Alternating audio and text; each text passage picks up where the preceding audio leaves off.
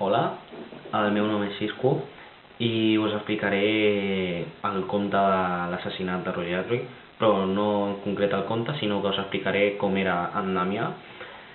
Per fer una petita introducció, us faré un breu resum del conte i us diré que l'assassinat del Roger Ackroyd tracta sobre en Damià, que és el personatge principal, que li explica a en Sebastià la novel·la de Roger Ackroyd i l'acció que Damià va protagonitzar mentre llegia aquesta novel·la.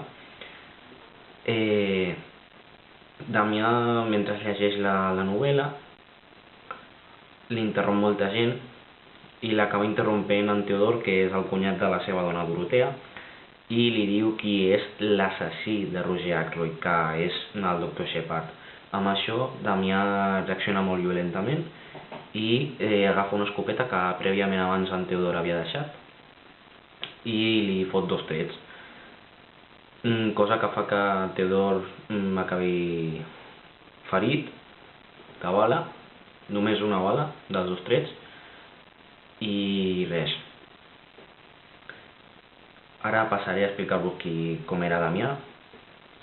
I Damià és un home masclista, ja que podem veure que a Dorotea la tracta malament, la tracta com no s'ha de tractar una dona.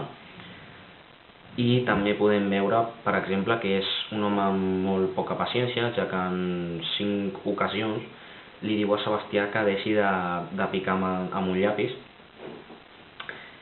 I també té molt poca paciència en el sentit que no reacciona molt violentament si no el deixen llegir tranquil, ja que també l'interrompen en Chapa, que és un repartidor, el Teodor i la seva dona.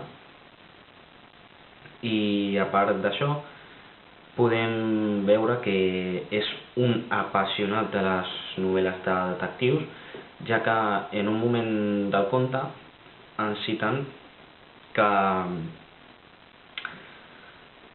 es queda llegint fins a les 3 de la matinada, perquè és un entusiasmat